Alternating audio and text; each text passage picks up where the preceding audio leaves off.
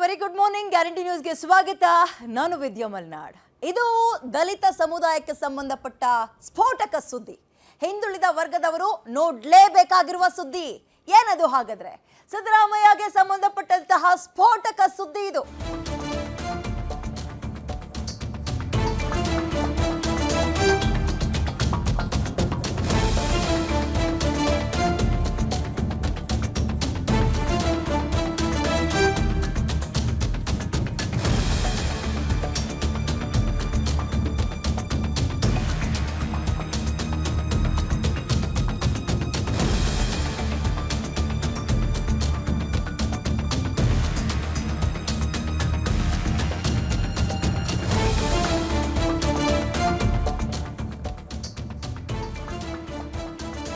ಹಿಂದ ಸಮುದಾಯಕ್ಕೆ ಐತಿಹಾಸಿಕ ದಿನವಾಗುತ್ತಾ ಇವತ್ತು?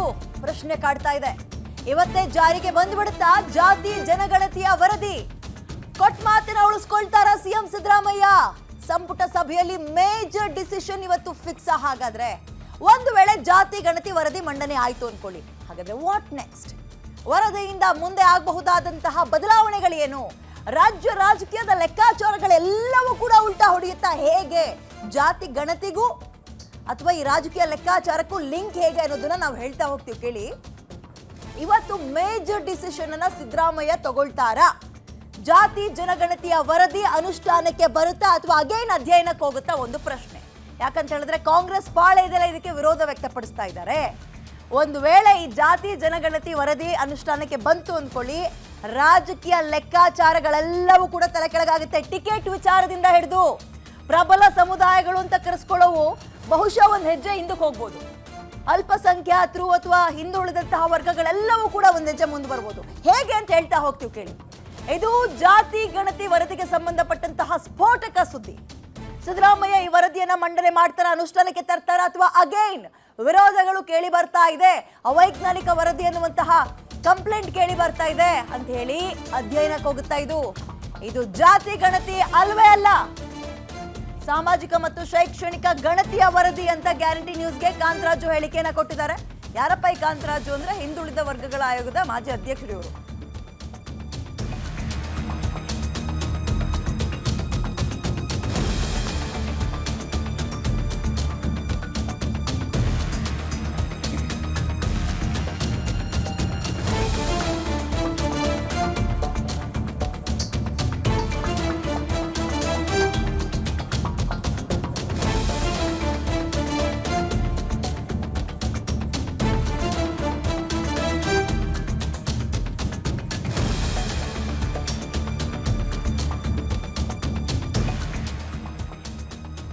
ಜಾತಿಯೂ ಸೇರಿದಂತೆ ಸುಮಾರು 56 ಪ್ರಶ್ನೆಗಳನ್ನ ನಾವು ಸೆನ್ಸಸ್ಸಿಗೆ ಹೋದ ಸಂದರ್ಭದಲ್ಲಿ ಕೇಳಿದೀವಿ.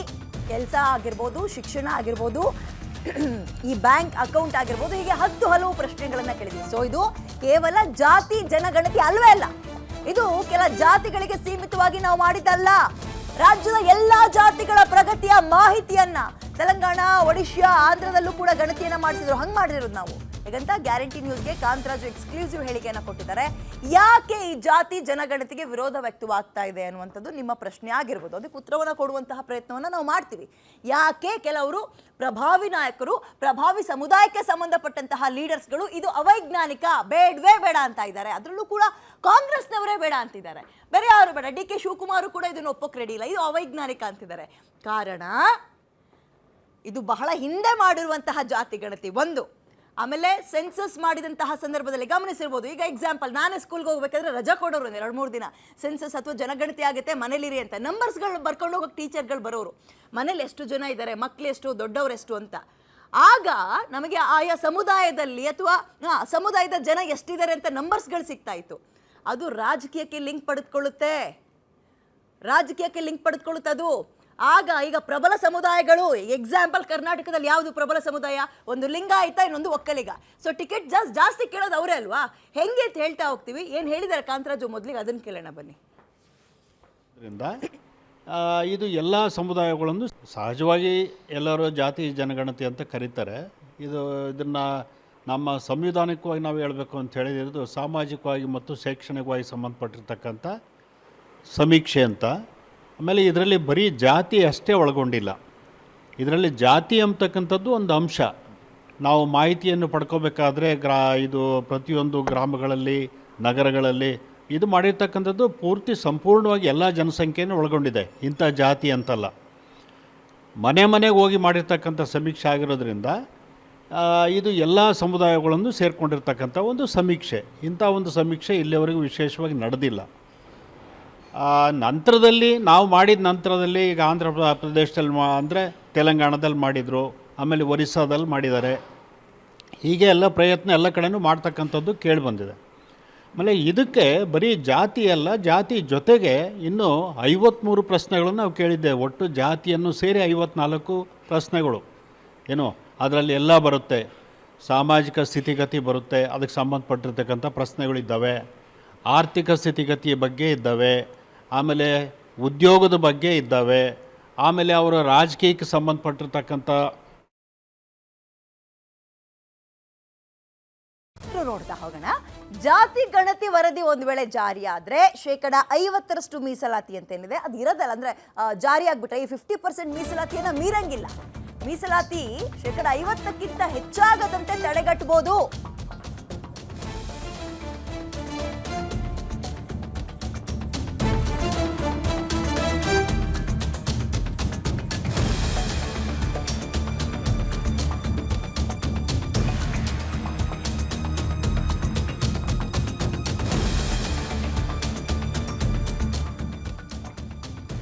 ಯಾಕೆ ಈ ಜಾತಿ ಜನಗಣತಿ ಅಗತ್ಯ, ಯಾಕೆ ಇದನ್ನ ಅನುಷ್ಠಾನಕ್ಕೆ ತರಬೇಕು ಅಂತಿದ್ದಾರೆ ಅನ್ನೋದನ್ನು ಕೂಡ ನೋಡ್ತಾ ಹೋಗೋಣ.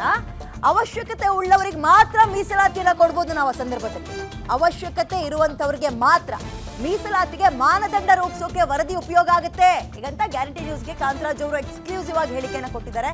ಕೇವಲ ನಾವು ಯಾವ್ಯಾವ ಜಾತಿ ಜನ ಎಷ್ಟಿದ್ದಾರೆ ಅಷ್ಟಕ್ಕೆ ಮಾತ್ರ ಸೀಮಿತ ಆಗಿಲ್ಲ. ಇದು ಸುಮಾರು ಒಂದು 57 ಅಂಶಗಳನ್ನು ಕೇಳಿದೀವಿ. 57 ಅಂಶಗಳಲ್ಲಿ ಕೆಲವರು ಎಲ್ಲದಕ್ಕೂ ಕೂಡ ಎಕ್ಸಾಕ್ಟ್ ಆಗಿ ನಿಮಗೆ ರಿಪೋರ್ಟ್ ಸಿಕ್ಕಿದೆ. ಆಮೇಲೆ ಈ ಜಾತಿ ಜನಗಣತಿ ವರದಿ ಒಂದ್ ವೇಳೆ ಜಾರಿ ಆಯ್ತು ಅಂದ್ಕೊಳ್ಳಿ, ಮೀಸಲಾತಿ ಮೀರಲ್ಲ 50% ಮೇಲೆ ಅನುಕೂಲ ಆಗುತ್ತೆ ಇದು ಅಂತ ಕಾಂತರಾಜ್ ಅವರು ಗ್ಯಾರಂಟಿ ನ್ಯೂಸ್ಗೆ ಹೇಳಿಕೆಯನ್ನು ಕೊಟ್ಟಿದ್ದಾರೆ. ಸೊ ಏನ್ ಹೇಳಿದ್ದಾರೆ ಇದಕ್ಕೆ ಸಂಬಂಧಪಟ್ಟಂತೆ, ಹೆಂಗ್ ಉಪಯೋಗ ಆಗುತ್ತೆ ಕೇಳೋಣ ಬನ್ನಿ. ಖಚಿತವಾಗಿ ಜನ ಕೂಡ ಇದಕ್ಕೆ ಭಾಳ ಉತ್ಸಾಹದಿಂದ ಭಾಗಿಗಳಾಗಿದ್ದಾರೆ. ಸ್ವಲ್ಪ ನಗರ ಪ್ರದೇಶದಲ್ಲಿ ಇದು ಸ್ವಲ್ಪ ಕಷ್ಟ ಅನ್ಬೋದು ಆಗಲಿ, ಯಾಕಂದರೆ ಇಲ್ಲಿರ್ತಕ್ಕಂಥ ವ್ಯವಸ್ಥೆ ಹಂಗಿದೆ. ಈ ನಮ್ಮ ಗ್ರಾಮಾಂತರ ಪ್ರದೇಶದಲ್ಲಿ ಮತ್ತು ಜಿಲ್ಲಾ ಮಟ್ಟಗಳಲ್ಲಂತೂ ಭಾಳ ಉತ್ಸಾಹಕರಾಗಿ ಭಾಗವಹಿಸಿ ಇದು ಆಗಬೇಕು ಅಂತಕ್ಕಂಥದ್ರಲ್ಲಿ ಭಾಗವಹಿಸಿದ್ದಾರೆ. ಇನ್ನೊಂದು ಭಾಳ ವಿಶೇಷ ಅಂತ ಹೇಳಿದರೆ, ಕೆಲವರೆಲ್ಲ ವಿರೋಧ ಮಾಡ್ತಕ್ಕಂಥವ್ರು ಇದ್ದರು. ಈ ಸಮೀಕ್ಷೆ ಇಂಥ ಸಮೀಕ್ಷೆ ಮಾಡಬಾರ್ದು, ಮಾಡಬೇಕು ಅಂತಕ್ಕಂಥ ಅಭಿಪ್ರಾಯಗಳು ಇರ್ತದೆ. ಅದೇನು ತಪ್ಪೇನಲ್ಲ, ಅವರವ್ರ ಅಭಿಪ್ರಾಯ. ಆದರೆ ಇದನ್ನು ಮಾಡಿರ್ತಕ್ಕಂಥ ಉದ್ದೇಶ ಏನಪ್ಪ ಅಂದರೆ, ಸರ್ಕಾರದವರು ಆ ಒಳಗಾಗಿ ಸರ್ವೋಚ್ಚ ನ್ಯಾಯಾಲಯದಿಂದ ಮತ್ತು ಉಚ್ಚ ನ್ಯಾಯಾಲಯಗಳಿಂದ ನಾವು ಇಂಥ ಮೀಸಲಾತಿಯನ್ನು ಖಚಿತವಾಗಿ ನಿಗದಿ ಮಾಡಬೇಕು ಅಂತ ಹೇಳಿದರೆ ಈ ಎಲ್ಲ ಕ್ಷೇತ್ರಗಳಲ್ಲಿ, ಉದ್ಯೋಗ ಕ್ಷೇತ್ರ ಇರ್ಬೋದು, ಸರ್ಕಾರಿ ನೌಕರಿ ಇರ್ಬೋದು, ಇನ್ಯಾವುದೇ ಒಂದು ಕಾರ್ಯಕ್ರಮ ಕೊಡಬೇಕಾದ್ರೆ ಮನೆ ಕೊಡೋ ಕಾರ್ಯಕ್ರಮ ಇರ್ಬೋದು, ಯಾವುದನ್ನು ಕೊಡ್ತಕ್ಕಂಥ ಕಾರ್ಯಕ್ರಮದಲ್ಲಿ ಒಂದು ಖಚಿತವಾಗಿರ್ತಕ್ಕಂಥ ಅಂಕಿಅಂಶಗಳು ಬೇಕು ಅಂತ, ಎಂಪೆರಿಕಲ್ ಡಾಟಾ ಅಂತೀವಿ ನಾವು. ಅದು ಸುಪ್ರೀಂ ಕೋರ್ಟ್ನವರು ಹಲವಾರು ಕೇಸ್ಗಳಲ್ಲಿ ಹೇಳ್ಕೊಂಡು ಬಂದಿದೆ. ಅದನ್ನು ನಾವು ಹೇಳ್ತೀವಿ 1963ನೇ ಇಸ್ವಿಯಿಂದ ಬಾಲಾಜಿ ಕೇಸು ಅಂತ ಹೇಳ್ತೀವಿ. ಅಲ್ಲಿಂದ ಹಿಡಿದು ಕೊನೆಯವರೆಗೆ ನಮ್ಮ ಮಂಡಲ್ ಕೇಸು ಬರೋ ತನಕನೂ, ಮಂಡಲ್ ಕೇಸ್ ಬಂದು 92ರಲ್ಲಿ, ಅಲ್ಲಿವರೆಗೂ ಸ್ವಲ್ಪ ಹೆಚ್ಚು ಕಡಿಮೆ 2010ರಲ್ಲಿ ಕೂಡ ಹೇಳಿರ್ತಕ್ಕಂಥ ಕೃಷ್ಣಮೂರ್ತಿ ಕೇಸಲ್ಲಂತ ಕೂಡ ಹೇಳಿದ್ದಾರೆ. ಏನಂತ ಹೇಳಿದ್ರೆ, ನಮಗೆ ಡಾಟಾ ಬೇಕು. ಏನು ಆ ಡಾಟಾ, ಎಂಪೆರಿಕಲ್ ಡಾಟಾ ಸಿಕ್ಕಾಗ, ನಿಜವಾದ ಸ್ಥಿತಿಗತಿ ಇಲ್ದಿರ್ತಕ್ಕಂಥ ಡಾಟಾ ಸಿಕ್ಕಾಗ ಈಗ 50% ಮೀರಬಾರ್ದು ಅಂತಕ್ಕಂಥ ಒಂದು ಏನು ಗಡುವು ಇಟ್ಟಿದ್ದಾರಲ್ಲ, ಆ ಗಡುವು ದಾಟ್ಬೋದಾ, ಬಿಡ್ಬೋದಾ, ಅಥವಾ ಗಡುವು ಸರಿನಾ ತಪ್ಪ ಅಂತಕ್ಕಂಥದ್ದನ್ನು ತೀರ್ಮಾನ ಮಾಡೋದಕ್ಕೆ ನಮಗೆ ಈ ಮಾಹಿತಿ ಬೇಕು. ಓಕೆ, ಇನ್ನು ನಾವು ವೈಜ್ಞಾನಿಕವಾಗಿ ಗಣತಿಯ ವರದಿಯನ್ನ ರೆಡಿ ಮಾಡಿದೀವಿ. ಟೀಕೆ ಮಾಡೋರು ಮಾಡ್ಬೋದು, ಅದು ಅವರ ಸ್ವಂತ ಅಭಿಪ್ರಾಯ. ರಾಜ್ಯದ ಪ್ರತಿ ಮನೆಗೂ ಕೂಡ ನಾವು ಭೇಟಿ ಕೊಟ್ಟಿದ್ದೀವಿ, ನುರಿತರ ಬಳಿ ಅಭಿಪ್ರಾಯ ಪಡ್ಕೊಂಡಿದ್ದೀವಿ. ಗಣತಿಯ ಪರವಾಗಿ ಮಾತಾಡ್ತಾ ಇರೋದು.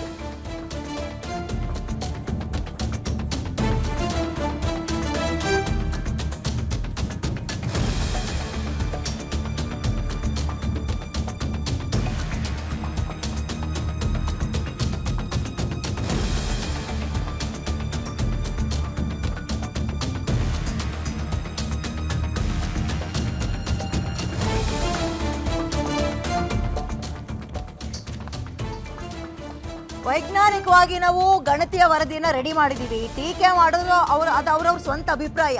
ರಾಜ್ಯದ ಪ್ರತಿ ಮನೆಗೂ ಭೇಟಿ ಕೊಟ್ಟಿದ್ದೀವಿ, ನುರಿತರ ಬಳಿ ಅಭಿಪ್ರಾಯವನ್ನು ಕೂಡ ಪಡ್ಕೊಂಡಿದ್ದೀವಿ. ಮಂಡಲ್ ಹಾವನೂರು ವರದಿ ನಿಯಮವನ್ನ ಇಲ್ಲಿ ಪಾಲಿಸಿದ್ದೀವಿ, ವೈಜ್ಞಾನಿಕ ಮಾರ್ಗವನ್ನು ಅನುಸರಿಸಿ ಗಣತಿ ಮಾಡಿದೀವಿ ಅಂತ ಗ್ಯಾರಂಟಿ ನ್ಯೂಸ್ಗೆ ಅಗೇನ್ ಕಾಂತರಾಜ್ ಅವರು ಹೇಳಿಕೆಯನ್ನ ಕೊಟ್ಟಿದ್ದಾರೆ. ಅವೈಜ್ಞಾನಿಕ ಅಂತ ಹೇಳೋರಿಗೆ ಮುಟ್ ನೋಡ್ಕೊಳ್ಳುವಂಗೆ ಉತ್ತರ ಕೊಟ್ಟಿದ್ದಾರೆ. ಒಂದು, ಪ್ರತಿ ಮನೆಗೂ ಕೂಡ ಭೇಟಿಯನ್ನ ಕೊಟ್ಟಿದ್ದೀವಿ ನಾವು, ಮತ್ತೆ ನುರಿತರ ಬಳಿ ಅಭಿಪ್ರಾಯ ಕೂಡ ಪಡ್ಕೊಂಡಿದ್ದೀವಿ. ನಿಮಗೆ ಆಗ ಏನು ಅನ್ನಿಸ್ತು? ನೋಡಿ, ಪ್ರಬಲ ಸಮುದಾಯದ ನಾಯಕರುಗಳು ಈ ವರದಿಗೆ ಆಕ್ಷೇಪ ಇದೆ. ಈ ಹಿಂದೆ ಮುಖ್ಯಮಂತ್ರಿಗಳ ಮೇಲೇ ಒತ್ತಡ ತಂದಿದ್ರು, ಸಹಿ ಸಂಗ್ರಹ ಮಾಡಿದ್ರು. ಯಾವುದೇ ಕಾರಣಕ್ಕೂ ಇದು ವೈಜ್ಞಾನಿಕವಾಗಿ ನಡೆದಿಲ್ಲ, ಇದು ವೈಜ್ಞಾನಿಕವಾಗಿ ನಡೆಸಬೇಕಿದ್ರೆ ನೀವು ಈ ರಿಪೋರ್ಟನ್ನು ತೆಗೆದುಕೊಳ್ಳಿ ಅನ್ನುವಂಥ ಒಂದು ಒತ್ತಾಯ ಕೇಳಿಬಂದಿತ್ತು. ಹಾಗಾದರೆ ನಿಮ್ಮ ರಿಪೋರ್ಟ್ ಬಗ್ಗೆ ಅಂಥ ಒಂದು ಪ್ರಶ್ನೆಗಳು ಎದುರಾದಾಗ ನಿಮಗೆ ಆಗ ಏನು ಅನ್ನಿಸ್ತು? ನೋಡಿ, ಅಭಿಪ್ರಾಯಗಳು ನಾವು ಪತ್ರಿಕೆಗಳಲ್ಲಿ ಓದಿದ್ದೇವೆ. ಅವರ ಅಭಿಪ್ರಾಯ ಕೊಡೋದ್ರಲ್ಲಿ ತಪ್ಪೇನಿಲ್ಲ. ಪ್ರಜಾಪ್ರಭುತ್ವದಲ್ಲಿ ಎಲ್ಲರಿಗೂ ಕೂಡ ಅವರಿಗೆ ಬಂದಿರತಕ್ಕಂಥ ಅಭಿಪ್ರಾಯವನ್ನು ಹೇಳ್ತಕ್ಕಂಥದ್ದು ಅವ್ರಿಗೆ ಹಕ್ಕಿದೆ, ಸರಿ ಇದೆ, ಅದು ತಪ್ಪು ಅಂತ ನಾವು ಹೇಳೋಕ್ಕಾಗೋದಿಲ್ಲ.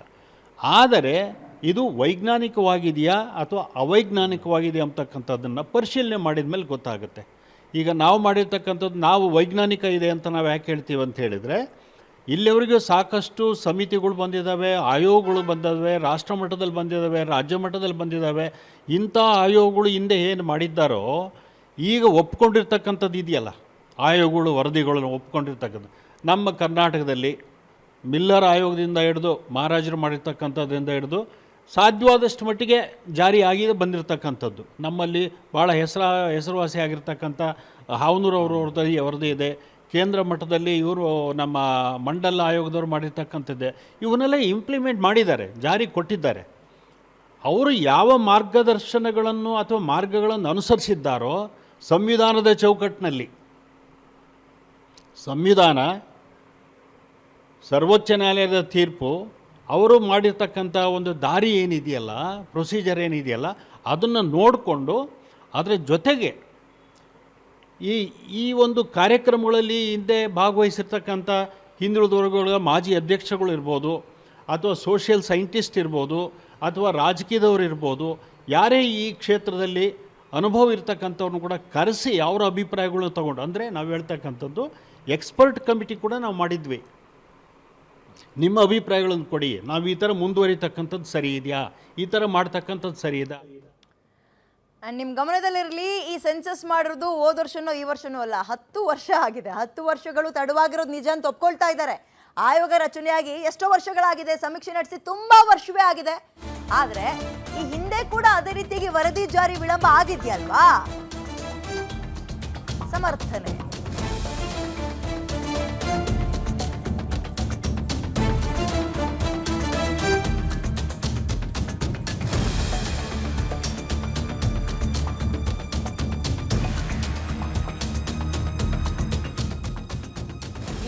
ಕೂಡ ವರದಿ ಜಾರಿ ವಿಳಂಬ ಆಗಿದೆ. ಯುಪಿ ಸಿಂಗ್ ಸರ್ಕಾರದಿಂದ ಹಿಡಿದು ಇಲ್ಲಿವರೆಗೂ ಲೇಟ್ ಆಗಿದೆ.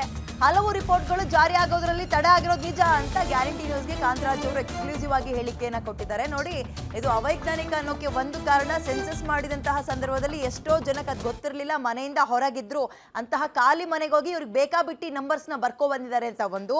ಎರಡನೇದು, 10 ವರ್ಷದ ಸಂದರ್ಭದಲ್ಲಿ ಎಷ್ಟು ಚೇಂಜಸ್ ಆಗಿರುತ್ತೆ ಜನಸಂಖ್ಯೆಯಲ್ಲಿ ಅಲ್ವಾ? ಇವತ್ತಿದ್ದಂಗೆ ನಾಳೆ ಇರಲ್ಲ, ಅದೇ ವರ್ಷಾನ್ಗಟ್ಲೆ ಅಂದಾಗ ಅದು ಒಂದು.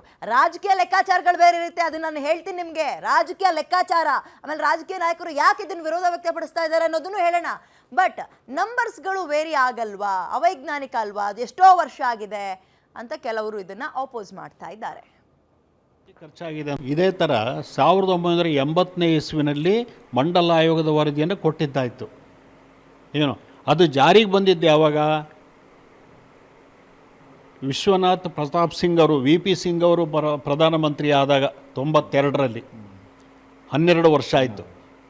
ಇಂಥದ್ದನ್ನು ಯಾಕಪ್ಪ ಅಂತ ಹೇಳಿದರೆ ಇದನ್ನು ಕಾರ್ಯರೂಪಕ್ಕೆ ತರಬೇಕು. ಕಾರಣ ಇಷ್ಟೇ, ಏನಂತ ಹೇಳಿದ್ರೆ ಇಂಥ ಒಂದು ಕಾರ್ಯಕ್ರಮವನ್ನು ಇವಾಗ ಸುಮಾರು 162 ಕೋಟಿ ಖರ್ಚಾಗಿದೆ ಅಂತ ಅಧಿಕಾರಿಗಳು ಹೇಳ್ತಾರೆ ಇವತ್ತಿದಕ್ಕೆ. ಅದನ್ನೆಲ್ಲ ಸರ್ಕಾರದವರೇ ಮಾಡಿದ್ದು, ಆ ಖರ್ಚು ವೆಚ್ಚ ಎಲ್ಲ ನೋಡ್ಕೊಂಡಿರ್ತಕ್ಕಂಥದ್ದು, ಆಯೋಗದ ವತಿಯಿಂದ ಏನಲ್ಲ. ಅವ್ರು ಹೇಳ್ತಾ ಇದ್ದಾರೆ ಇಂಥ ಒಂದು ಕಾರ್ಯಕ್ರಮಗಳನ್ನ ಪ್ರತಿ ಸಾರಿ 5 ವರ್ಷಕ್ಕೊಂದು ಸಾರಿ 10 ವರ್ಷಕ್ಕೊಂದು ಸಾರಿ ಮಾಡ್ತಕ್ಕಂಥ ಕಾರ್ಯಕ್ರಮಗಳಲ್ಲ ಇವೆಲ್ಲ. ಆಗುತ್ತೆ, ಹಲವಾರು ಕಾರಣಗಳಿಗೋಸ್ಕರ ಅವರು ಜಾರಿ ಮಾಡ್ತಕ್ಕಂಥದ್ದು, ಅದು ಸರ್ಕಾರಕ್ಕೆ ಬಿಟ್ಟು ತೀರ್ಮಾನದ್ದು. ಅಂಥದಕ್ಕೆ ಮತ್ತಿನ್ನೊಂದು ಸಾರಿ ಸಮೀಕ್ಷೆ ಮಾಡಬೇಕು ಅಂತಕ್ಕಂಥದ್ದಲ್ಲ, ಮತ್ತೆ ಮಾಡಲಿ ಅವಕಾಶ ಬಂದಾಗ, ಅದಲ್ಲ. ಬಟ್ ಇಂಥ ಟೈಮ್ದಲ್ಲಿ ಏನು ಮಾಡ್ತಾರೆ ಅಂತಂದರೆ, ಆಗಿರ್ತಕ್ಕಂಥ ಗ್ಯಾಪ್ ಏನಿದೆಯಲ್ಲ, ಇವಾಗ ಸಮೀಕ್ಷೆಗಳನ್ನೇ ಮಾಡದೇ ಇರ್ತಕ್ಕಂಥ ಕಾಲದಲ್ಲಿ ಏನು ಮಾಡ್ತಾಯಿದ್ರು, ಕಾರ್ಯಕ್ರಮಗಳು ಕೊಡ್ತಾ ಇದ್ರಲ್ಲ, ಅವಾಗ ಏನು ಮಾಡ್ತಾಯಿದ್ರು ಅಂತ ಹೇಳಿದರೆ ಪ್ರೊಜೆಕ್ಷನ್ ಅಂತ ಮಾಡೋರು. ಏನು, ಇಂಥ ವರ್ಷದಲ್ಲಿ ಇಷ್ಟೊಂದು ಪಾಪ್ಯುಲೇಷನ್ ಗ್ರೋತ್ ಇದ್ದರೆ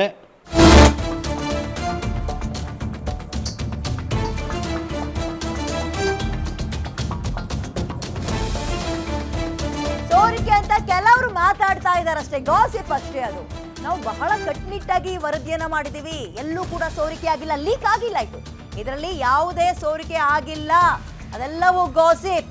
ಗ್ಯಾರಂಟಿ ನ್ಯೂಸ್ಗೆ ಕಾಂತರಾಜು ಅವರು ಎಕ್ಸ್ಕ್ಲೂಸಿವ್ ಆಗಿ ಹೇಳಿಕೆಯನ್ನ ಕೊಟ್ಟಿದ್ದಾರೆ. ಅಂದ್ರೆ ಈ ವರದಿ ಯಾಕೆ ಅನುಷ್ಠಾನಕ್ಕೆ ಬರಬೇಕು, ನಾವೆಷ್ಟು ಸೀರಿಯಸ್ ಆಗಿ ಇದನ್ನು ತಗೊಂಡಿದ್ದೀವಿ, ಎಷ್ಟು ಕಟ್ಟುನಿಟ್ಟಾಗಿ ಮಾಡಿದ್ದೀವಿ, ಆಮೇಲೆ ಕೇವಲ ಇದು ಜಾತಿಗೆ ಸಂಬಂಧಪಟ್ಟಂತಹ ಗಣತಿ ಅಲ್ಲ, ಇದರಲ್ಲಿ ಸುಮಾರು ಒಂದು 57 ಪ್ರಶ್ನೆಗಳನ್ನು ಕೇಳಿದ್ದೀವಿ, ಶೈಕ್ಷಣಿಕ, ಕೆಲಸ, ಬ್ಯಾಂಕ್ ಅಕೌಂಟ್ ಎಲ್ಲವೂ ಕೂಡ ಇನ್ಕ್ಲೂಡ್ ಆಗಿದೆ.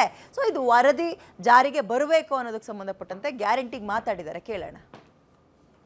ರೀತಿ ಪ್ರಬಲ ಸಂಸ್ಥೆ ರಿಪೋರ್ಟ್ಸ್ ಕೊಟ್ಟಾಗ ಒಂದಷ್ಟು ಅಂಕಿಅಂಶಗಳು ಸೋರಿಕೆ ಆಯಿತು ಅನ್ನುವಂಥ ಒಂದು ಚರ್ಚೆ ಭಾಳಷ್ಟು ಆಯಿತು. ಜೊತೆಗೆ ಇವತ್ತಿಗೂ ಕೂಡ ಅದೇ ಅಂಕಿಅಂಶಗಳನ್ನು ಹಾಕ್ತಾ ಇದ್ದಾರೆ.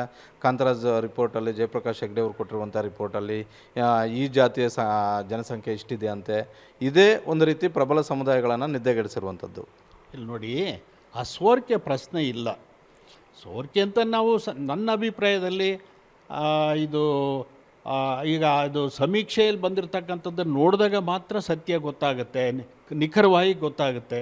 ಕೆಲವು ಸಾರಿ ಮಾತನಾಡ್ಬೋದೇನಪ್ಪ, ನನಗೆ ತಿಳಿದ ಮಟ್ಟಿಗೆ ನಮ್ಮ ಗಮನಕ್ಕೆ ಬಂದಾಗ ಏನೋ ಅದಕ್ಕೆ ಎಲ್ಲಿ ಯಾವುದೇ ರೀತಿಯ ಸೋರಿಕೆ ಆಗಿರ್ತಕ್ಕಂಥ ನಮ್ಮ ಗಮನಕ್ಕೆ ಬಂದಿಲ್ಲ.